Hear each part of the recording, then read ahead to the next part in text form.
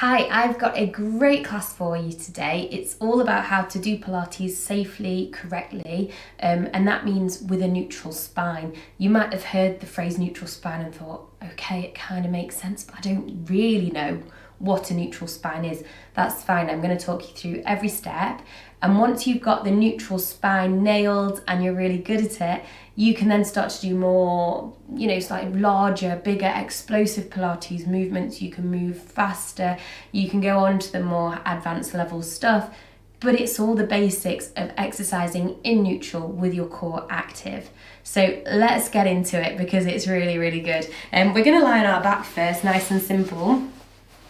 And just lay down in a comfy position with the feet walked in towards the sit bones, knees bent. I'm going to take the fingertips just onto the hip bones here so I can get good feedback through the pelvis.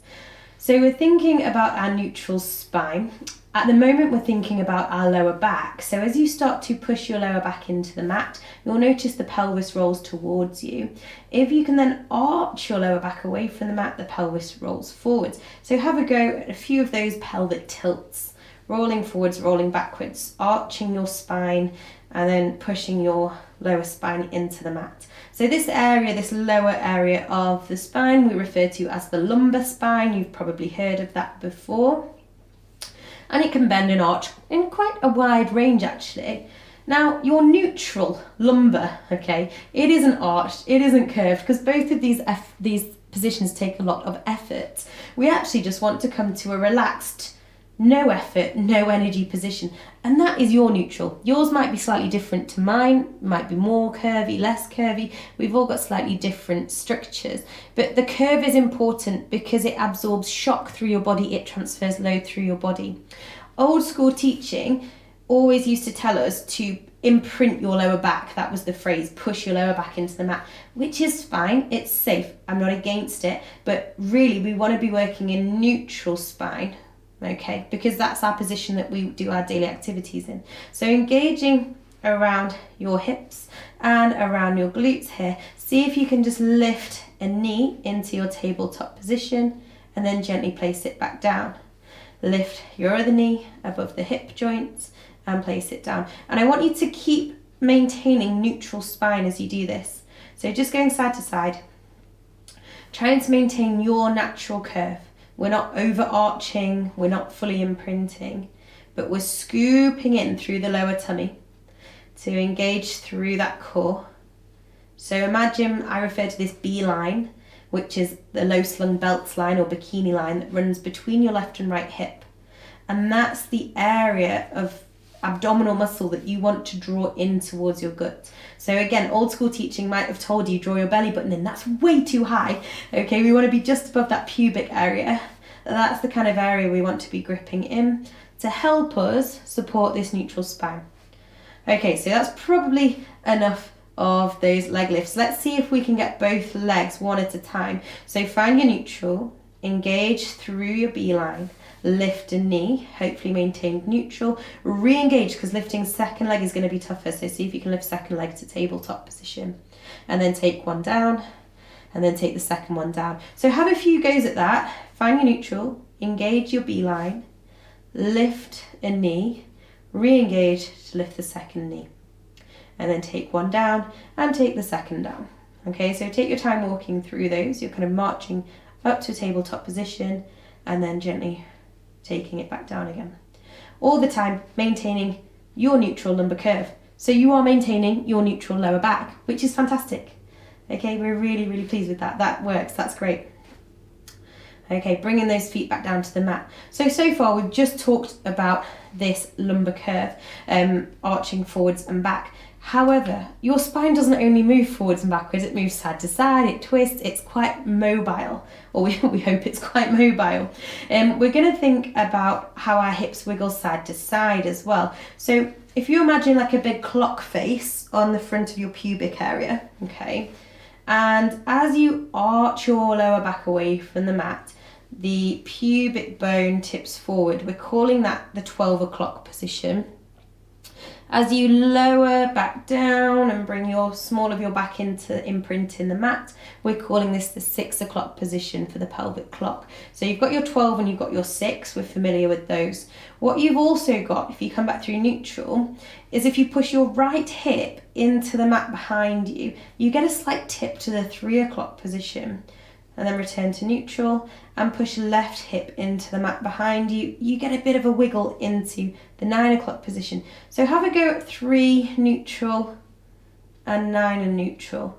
So we're just wiggling side to side. Now you don't have loads of movement here because the mat actually gets in the way, doesn't it? You start pressing back into the mat, you can only go so far, but there is quite a lot of movement there. So let's come back to neutral and we're going to go all the way around the clock. So tip to 12 o'clock, which means arching your lumbar. Then turn your pelvis to the 3 o'clock position. Roll it to 6 o'clock. Roll it to 9 and back to 12 and neutral, relaxed. Go the other way. So start at 12 o'clock, roll around to 9, roll to 6, roll to 3, roll to 12, and back to neutral. Okay, so let's try and exercise with our neutral spine and neutral pelvis next. If you can bring your feet together to touch and your knees together to touch, so your legs are side by side. We're in neutral spine, so we're not imprinting or arching, we're perfectly relaxed. And we're in neutral pelvis because our clock face hasn't tipped anywhere.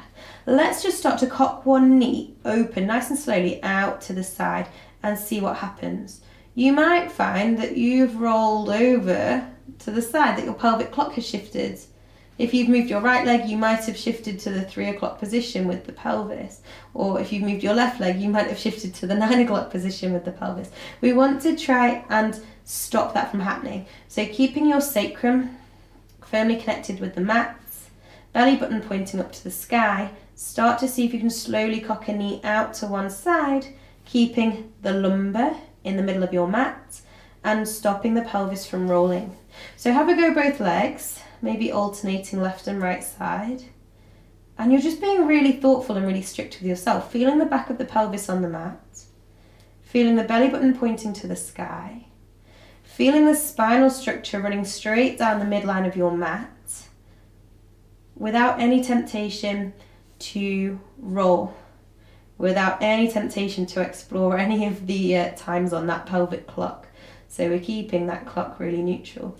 And you can see how well interlinked this lower back and pelvic stability is.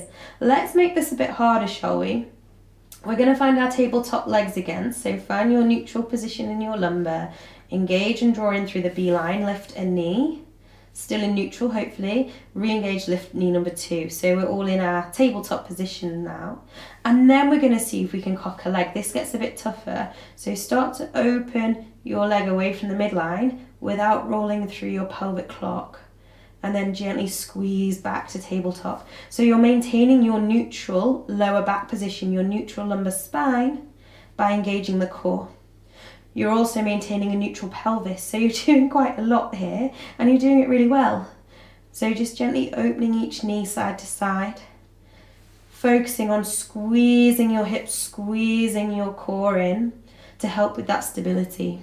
Okay, and this is where we get our spinal stability from. We're supporting it in its neutral posture despite the weight that's traveling away from the midline of the body.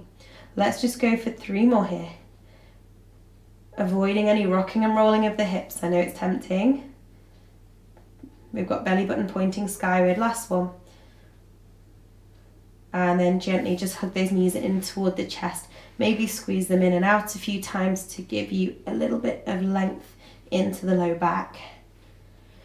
So basically that is the basics of Pilates for any movement that involves moving your legs around. Because from there you could do big legs, you could do long legs, you could do reciprocal movements, you could do cycles, you know, all sorts of things. But you know you're doing it safely.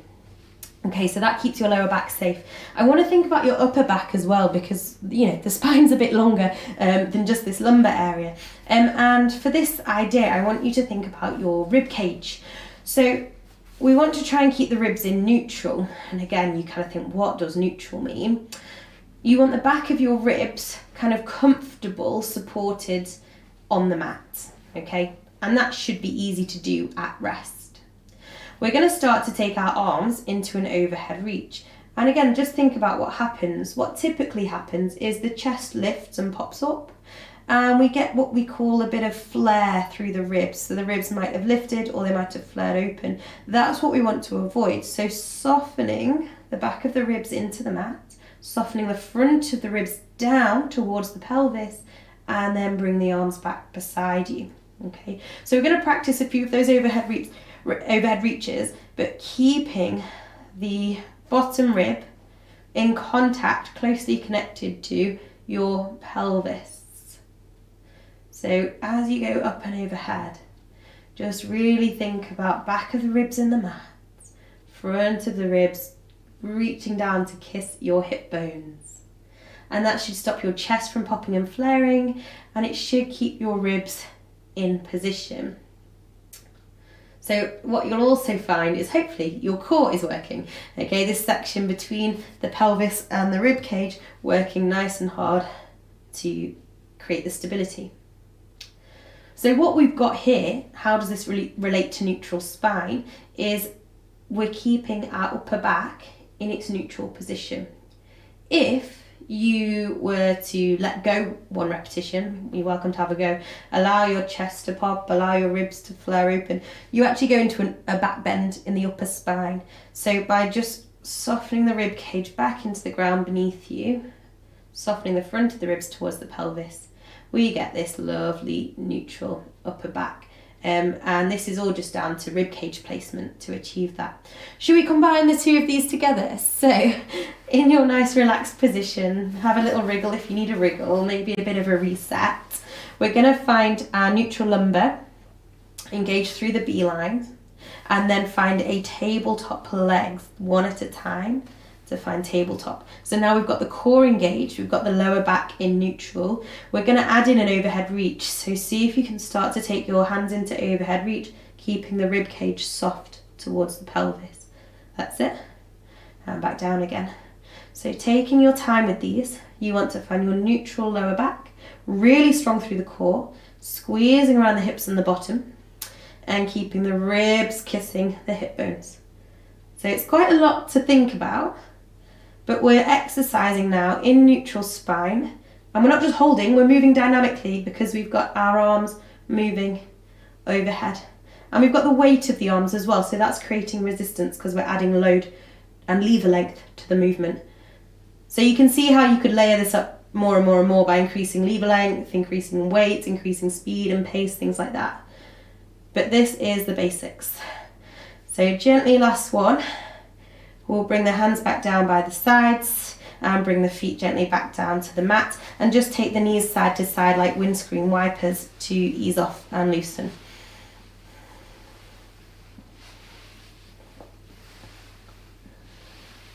And then just gently bringing those back to center. Next, I want to get our legs moving a little bit more. Again, we're going to keep it quite low level just as we're getting into tune with what our neutral spine means. And we're going to think about this lumbar again. So again, fingertips on hip bones is really helpful because you can feel whether your pelvis or whether your spine is coming in or out of position. So finding relaxed neutral, we're going to engage through the beeline and then slowly start to lengthen or float your toe, slide your foot out to the edge of the mat. Now what's weird here, what's interesting is as your leg extends, the corresponding hip bone tends to extend as well. It tends to kind of lengthen away. And in that case, you've kind of got half your pelvis tilting away from you. You've got that side tilting away. So let's draw the foot back in towards the sit bone. Find the neutral hips. Find the neutral spine. Slowly start to slide your leg out, but perhaps don't take it to full extension. Keep your hips even. Keep your lower back in neutral and engage your core. And then gently draw that back in. So you are in charge of the weight all the time. Okay, you're not just flopping your leg out and leaving it there in no man's land. You're actually being really sensitive at the end of that range of motion, thinking, is my beeline engaged? is my lumbar in its neutral curve, has my clock face tipped to maybe 1, 2 or 3, or if you're on the other side, obviously 9, 10 or 11. Just having a think about that, keeping the sacrum in the mat, keeping the belly button pointing up to the sky, and keeping that engaged and active. So as I say, we're not letting our hip just flop out and flop away from us, we're keeping that quite close. The other thing you could think about, another nice tip here, is as you extend the leg, is trying to keep the hip joints close to the rib cage. So this is a familiar theory because we've just done this with our rib cage placement. It's the idea of keeping hip bones and rib cages, either side of the rib cage, quite close. Good. If you haven't tried the other leg yet, try the other leg. If you've been alternating, that's absolutely fine. Just keep alternating. We're sliding a leg away, sliding it back in. And each time keeping neutral lumbar, so our natural curve. No, we're not overarching, we're not imprinting. And we're keeping our clock face in neutral. Again, as I say, it's kind of tempting to tip away a little bit down one side. That might be like your 11 or 1 o'clock position. It is quite subtle. Good. And you should have to engage your lower abdominals there to hold on to that leg, to stop it overstretching, overshooting, stop it relaxing and flopping into length, moving into length with intention and decision making. You're in charge of exactly where you place that leg. So keep squeezing around the hip. We're just going to do 2 more here. Good. Keeping that pelvic clock nice and neutral, keeping that lumbar nice and neutral. So this is a long lever length, but supported because we've got the weights supported on the mat, haven't we? And then we'll bring that leg back in to center. Wonderful. So if you want to join me back up in a seated position, and I want to say well done because it's quite a lot to think about with the neutral lower, neutral upper spine, but hopefully that gives you some confidence to work through some of my other videos, knowing that you're absolutely spot on and in a safe place. So please let me know if you want any more content like this, or feel free to subscribe and have a look at some of the other videos because there's some great stuff out there for you to try.